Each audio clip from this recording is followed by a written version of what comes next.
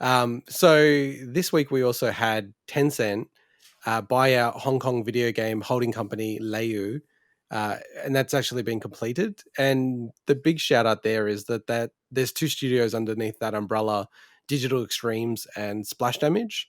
So Splash Damage, that's Gears Tactics, the multiplayer component of Gears, but then also very notably Halo Master Chief Collection. And with Digital Extremes, Warframe. They also helped co-develop Unreal, Darkness 2, and Sword Coast Legends. I've never heard of that game actually. It's Dungeons and Dragons, Sword Coast Legends. Okay. So we did mention this in the very first episode of the podcast, and sort of commented about there's a lot of Chinese acquisitions in the video game market, and I think since we said that, it's been an incredible flurry. As much as like we've seen some consolidation from the European and US players, it's probably been even more so from the Chinese players that they've actually bought out many smaller tiered companies at this stage. And it's something to be interested about, because just in terms of how they manage games and the communities around the games and what people can say and what they can't say and the freedoms and other things that sort of happening in that space. I find it really interesting. So I think it was for 1.5 billion US. Yeah, which is more than the EA acquisition of Codemasters. So I think that just puts things in perspective. That, like, to me, like, I think of Codemasters as a much bigger entity than what I'd consider Digital Extremes and Splash Damage combined. But when you also consider probably everything else that's under Leyou as well, it's a lot of those mobile games that we don't talk about that much. I mean, they're the Activision of China, really.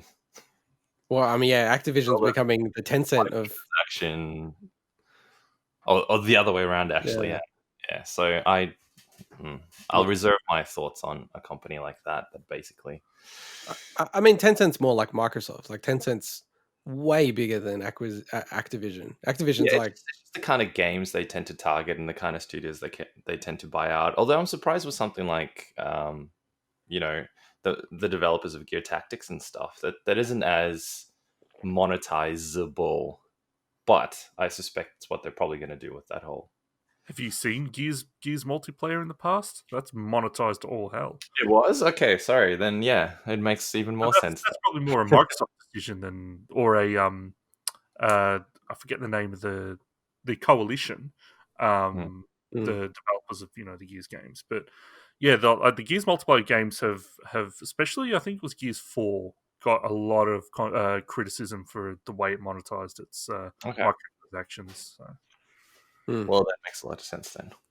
But I think again, it's mostly driven by the mobile market. Like that's where the money in gaming really is. Like even Phil Spencer sort of said it, where the dedicated console / PC market, that's like 200 to 300 million people, whereas mobile, it's now billions. It's crazy, isn't it? Yeah, like I saw even the other day that they're saying Among Us is the most active, most played game ever. Wow. And they're saying they reckon it's about 500 million people play it on a monthly basis. I'm like, it's starting. I don't know about that. I know, I agree. You know what it reminds me of? No one plays it, so who are these people? And the people that I know play games, so... I know, I agree. Do you know what it reminds me of? It reminds me when people go, 15 billion people watch the Olympics this year. And you're like, not sure if that's right. You know how many people there are in the world, so... Imagine all the kids out there, like, this would be huge for teens and stuff like that. I reckon it would just be the biggest game. Among Us? Yeah. Well, yeah, given that it's free on mobile and, it's that kind of tabletop stuff that we've played for a long time now, but a lot of people have never played games like that.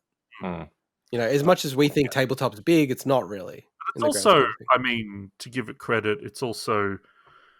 It's built like a game, so it has a benefit of being able to include actual gameplay and like systems in it that make that stuff, I think, very engaging. Whereas some people, like, we enjoy that stuff, but some people might. I think they need something a bit more tactile, something a bit more, like that they can visualize, and that's Among Us gives them a good version of that. So. Yeah. Yeah, and look, like, I think Mike and I fully admit that we haven't given the game a fair shake. So I think even if I did, I don't think I would really. Look, you know me. I'm open to any of those games. I'm open to any game. I'll try to enjoy it, but my gut feel is I still wouldn't. Oh, spoiler alert! Among Us is up for a certain category where maybe we can quickly discuss that in our big Then, year awards. Mm. all right, fair enough. All right, well, let's get to the next story.